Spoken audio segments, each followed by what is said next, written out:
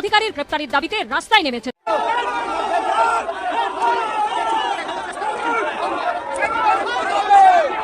শুভেন্দু অধিকারীকে go back slogan দেন।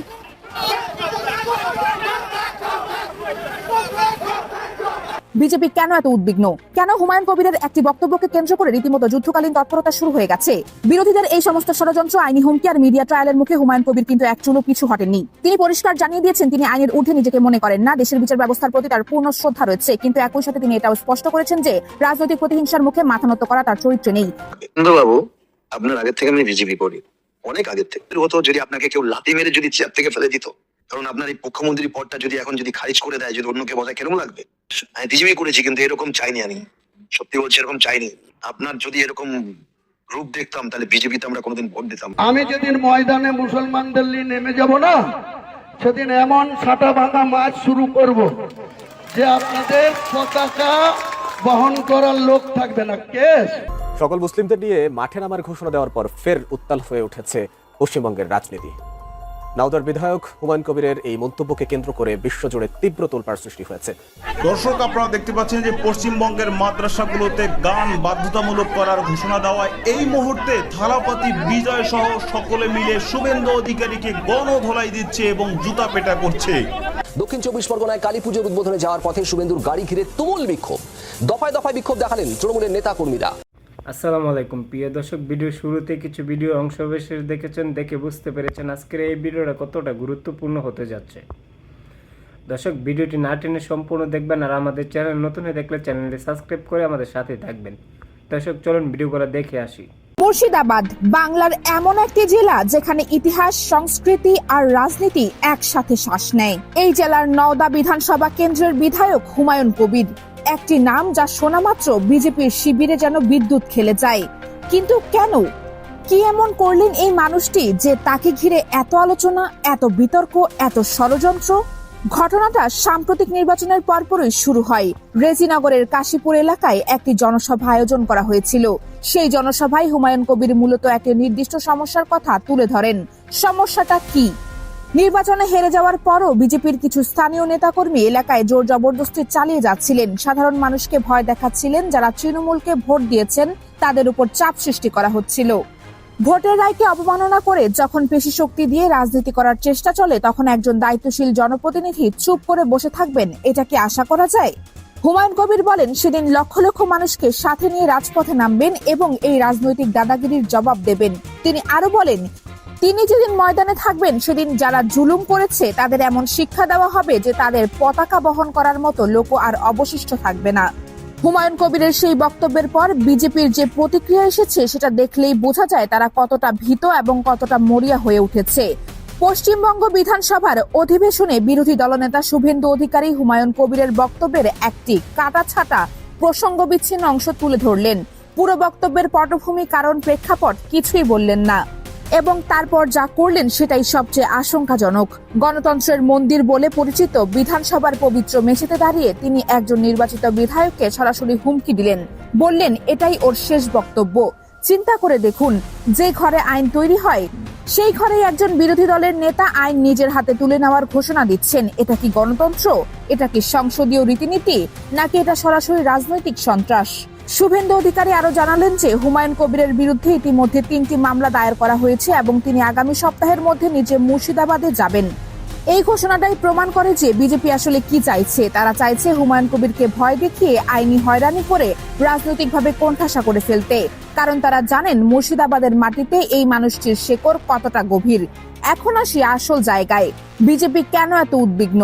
কেন হুমায়ুন কবিরের একটি বক্তব্যকে কেন্দ্র করে রীতিমতো যুদ্ধকালীন তৎপরতা শুরু হয়ে গেছে? উত্তরটা মুর্শিদাবাদের ভূগোল আর জনবিন্যাসের মধ্যে লুকিয়ে আছে।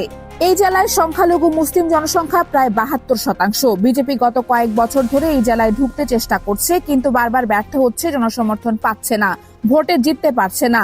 আর এই ব্যর্থতার পেছনে অন্যতম বড় কারণ হলেন হুমায়ুন কবির নিজে।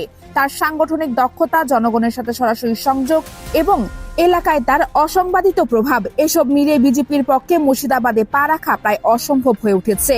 তাই কৌশল বদলেছে বিজেপি।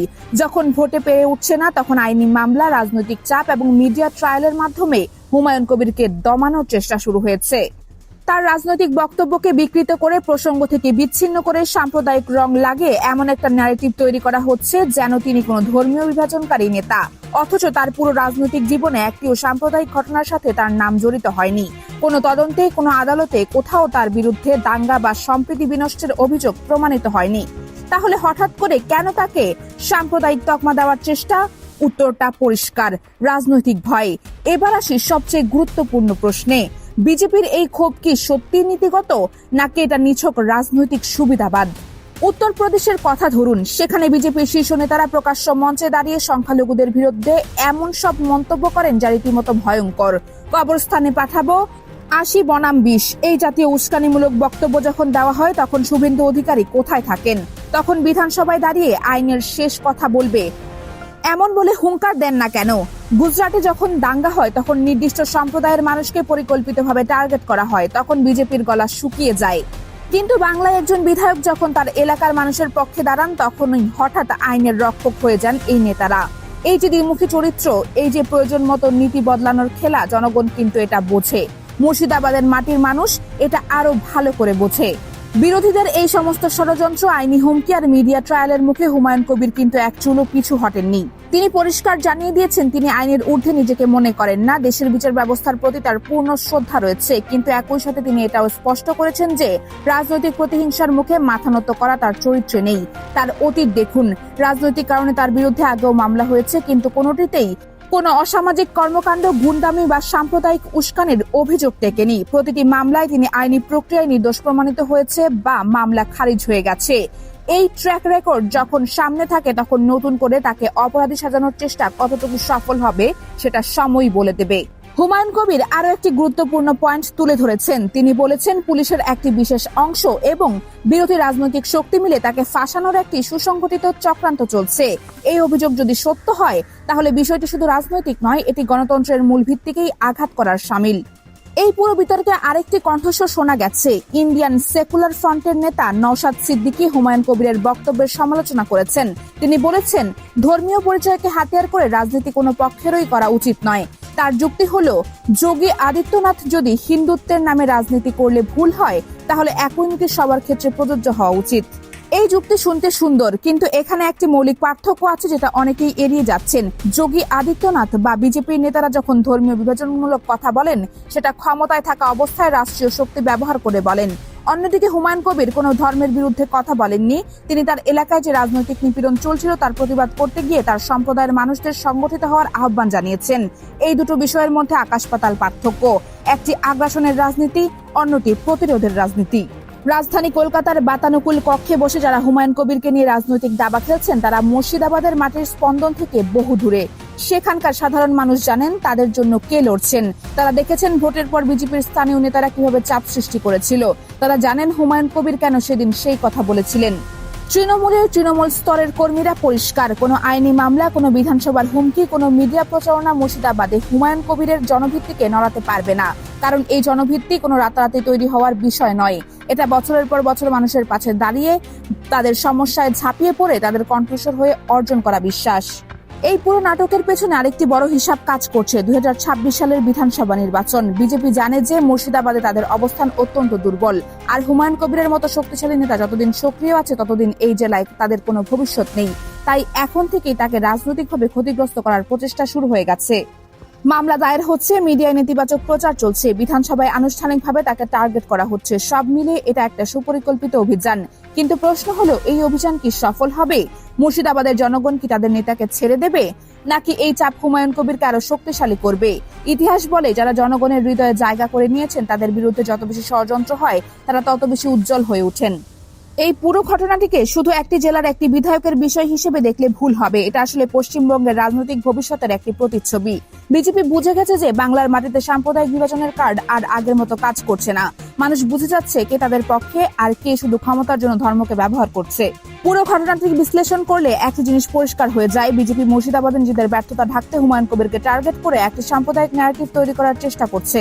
শুভেন্দু অধিকারীর বিধানসভায় দেওয়া হুমকি গণতন্ত্রের চেতনার সাথে সম্পূর্ণ সাংঘর্ষিক, আর হুমায়ুন কবির যে সাহস ও দৃঢ়তার সাথে এই সমস্ত চাপ মোকাবেলা করছেন তা তাকে মুর্শিদাবাদের রাজনীতিতে আরো অপ্রতিদ্বন্দ্বী করে তুলছে।